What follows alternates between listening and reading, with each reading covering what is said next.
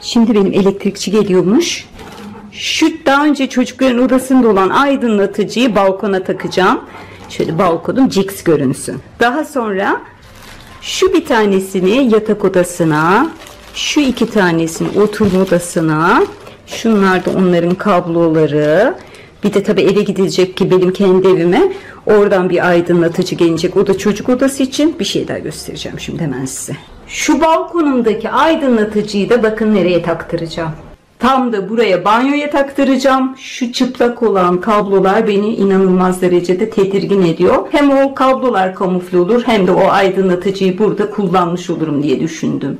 Yine bir de hatırlarsanız aslında benim şu rafların olduğu yere aspiratör için alan bırakmışlardı. Ben oraya raf yaptırdım. Şu üstte kablolar var. Yine onlar çıplak. Onlara da bir çare bulduracağım. Çünkü o dolabı silerken o da tedirgin ediyor beni. Sonuçta orada da elektrik vardır. Son olarak da gösterebilecek miyim bilmiyorum. Şöyle havaya kaldırayım. Şuraya led döşenmesi gerekiyor aslında. Şu bölüme. Ama ben led falan döşetmeyeceğim. Yine orada kablolar gözüküyor. O kabloları mümkün olduğunca saklatacağım. Çünkü onların orada görünmesi beni çok rahatsız ediyor. Hazır elektrikçiyle eve gidecek olunca şu eve gidecek olanları hazırladım. Biraz sonra götürelim diye. Kızlar denize gitmişlerdi. Plaj havluları var burada. Şunları da bir yanımda götüreyim. Şimdi öncelikle buradan başladık. Ustam şu prizden o kabloyu çekti ve kablodan kurtulmuş oldu.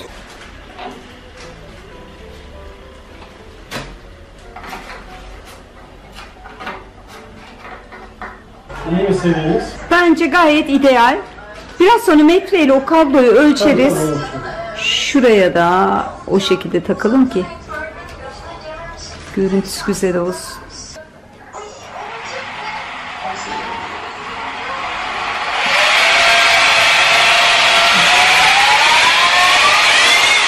Ya aydınlatıp aydınlatmaması çok önemli değil. Şekli şemali çok hoşuma gitti. Ondan sordum. Evet, gerçekten çok güzel. Ben bunu yıllardır hayal ediyordum ve en sonunda aldım. Aslında bundan mutfağa alacaktım ama şimdi nemden falan etkilenir diye düşündüm. Ev alınca bahane oldu. İyi oldu yani. Çok şık durdu. Bunun içinde ampul yok. Eyvah eyvah, ne yapacağız? Şey yapalım. Şu kağıdın içinde var ya, onun içindeki ampulü alalım. Şunun içindekini mi? Evet. Onu buraya takalım. O beyaz olması lazım. Şimdi şu dinlenme odama takılacak. Bundan da vazgeçemiyorum. Çok seviyorum. Wow. Son görüntüsü böyle oldu. Ay pek güzel oldu pek. Ay gözlerimi alamıyorum. Şunun güzelliğine bakın ya.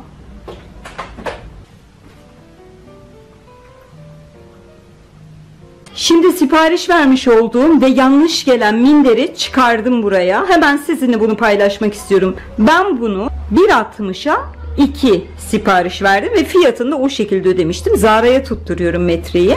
Şöyle bir bakın. Gönderdikleri yatak bu. Hani bir tanesi de işini sağlam yapsa, neyse söylemek istemiyorum artık. Gerçekten sinir bozucu bir durum. Şurasındaki lekeyi görüyor musunuz? Sıfır bu yatak.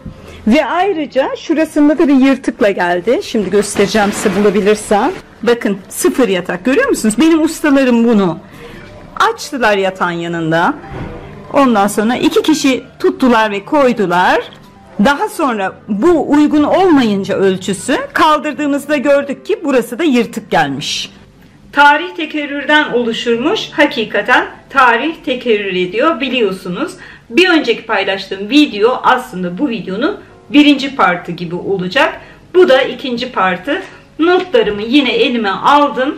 Şu parça parça çekmiş olduğum videolarıma bir düzen gelsin. Sıcağı sıcağına bunu da aradan çıkarayım istedim. Bu arada kanalıma hoş geldiniz arkadaşlar. Şimdi öncelikle bana çok fazla sorulan bir de kafa karışıklığı yaratan duruma cevap vermek istiyorum. Ondan sonra videomuza başlayabiliriz. Ben şu anda oturduğum ev kendi evim. Yani içinde yaşamış olduğum ev. Ancak yeni bir daire aldım. Bu daireyi yatırım amaçlı aldım. Şu anda daha sonucunun ne olduğunu kendim de bilmiyorum. Benim bir takım planlarım var.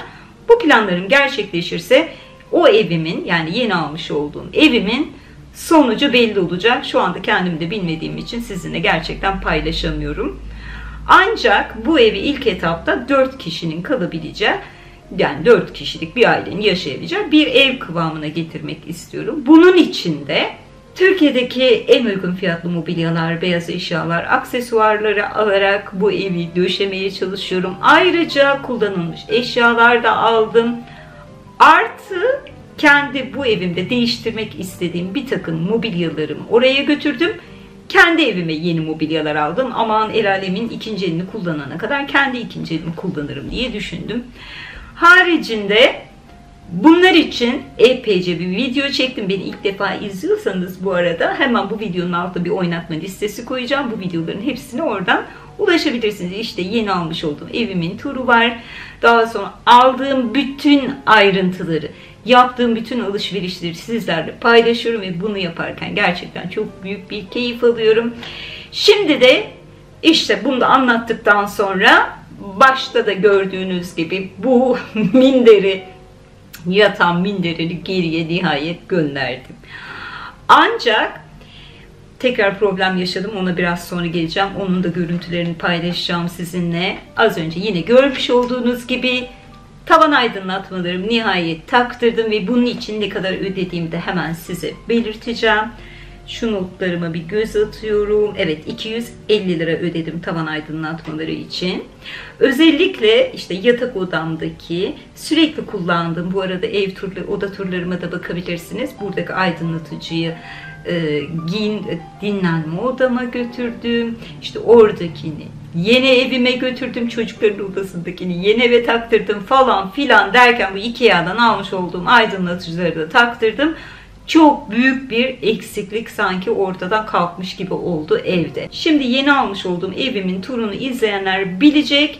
Burası 2+1 bir daire ve çocuk odası olan bölüm çok büyük bir bölüm değil. Oraya bir gardırop yaptırmaktansa ve alanı daraltmaktansa yatak odasındaki alan genişti ve oraya hani 4 kişilik bir ailenin 4 bireyin ihtiyaçlarını karşılayabilecek şekilde 6 kapılı bir gardırop alarak bu sorunu çözüme ulaştırabilirim diye düşündüğüm için gardırobumu Trendyol'dan sipariş ettim. Fiyatını hemen size belirtmek istiyorum. 1199 lira 90 kuruş. Bunun bir de ekstra aynası vardı. Hani odayı da daha geniş, daha ferah gösterir diye düşündüm. Bu arada gardıroptan gayet memnun kaldım. Bunu belirtmek istiyorum. Şimdi şöyle bir durum var. Ben bütün videolarımda bu yeni eve almış olduğum ürünler olsun ya da kendi evime almış olduğum ürünler olsun, eğer memnunsam mutlaka o ürünün linkini videolarımın açıklama bölümüne bırakıyorum. Oradan bir tıkla işte güncel fiyatına bakabilirsiniz ya da ölçülerini göz atabilirsiniz. Eğer satın almak isterseniz de hemen elinizin altında olabilir. Büyük bir kolaylık sağlar diye düşündüğüm için linkleri bırakıyorum. Bilginiz olsun. Bu gardıroptan da memnun kaldığım için gardırobun linkini videonun açıklama bölümüne bırakacağım. Ayrıca bu gardırobun kurulumunda ne kadar ödemişim hemen bakıyorum. Ödediklerimi de normalde not alıyorum ama bunları ekstra sizin için not aldım. Kuruluma 150 lira ödemişim. Gelin bakalım, izleyelim seçimim nasıl olmuş. Gardırop bu. Görüntü bu şekilde. Kapağı açık olarak da bu şekilde.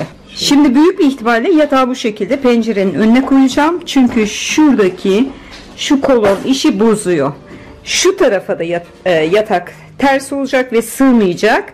En mantıklısı bu olacak diye düşündüm. Ayrıca gardırobu da hemen kapının böyle girişine kurduruyorum. Ayrıca bir parça bu tarafa doğru çekeceğim ki elektrikli süpürgeyi oraya koyabileyim. Yani elektrikli süpürge kamufle olsun. Bir bakabilir miyim şeyine ya? Fotoğrafa mı? Tamam, bakayım. Şöyle. Üç tane buraya koymuşlar. Sığmadı yatak odası tabi. Burada kurulum yapılıyor. Şimdi burada alan genişken hemen böyle arkalıklarını çakıyorlar. Ondan sonra 3 kişi birden kaydırıp yatak odasına götüreceğiz gardırobu.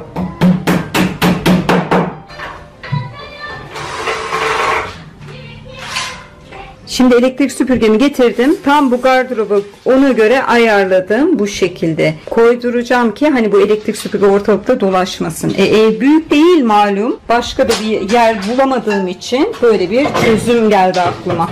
Gelelim perdelere. Benim bu evimdeki oda turlarımı izleyenler hatırlayacaklardır. Benim 3 kızımın odalarında zebra perdeler vardı. Ben bu zebra perdeleri alalı 6 yıl kadar, 5-6 yıl kadar oldu.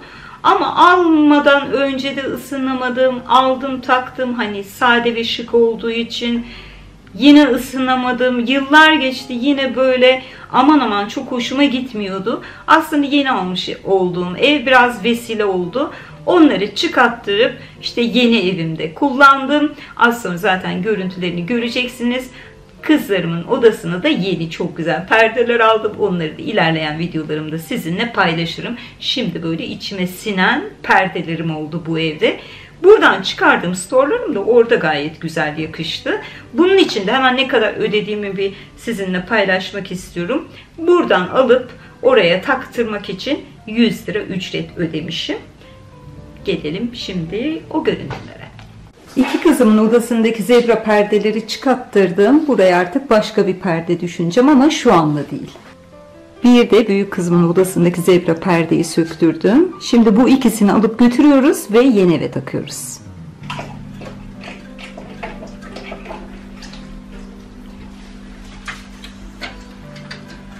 Perdeleri taktırıyorum. Şimdi hatırlarsanız burada korniş yoktu. Keza diğer oda, küçük odada da korniş yok. Bu kornişi ben balkondan söktürdüm, buraya taktırdım. Ancak Yayla dedi ki, yani ustam, şu üstlerde strafor falan kullanmışlar. Buraya perde asarsam iner aşağıya, sakın o şekilde taktırma dediği için ben de böyle duvara monte ettirdim. Bir önceki videoyu izleyenler ne demek istediğimi çok iyi hatırlayacaklar. Yeni almış olduğum bu yatak var ya benim. Zara ile geceden yattık. Gece yarısında bir sesle uyandım. Çatırt dedi bir şey. Allah'ım. Ay sinirimden çatlayacağım.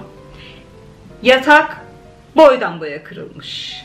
Sabah kalktım. Yine mobilyacı Mesut abi aradım. Fotoğraflarını çektim. Dedim abi böyle böyle bir durum var.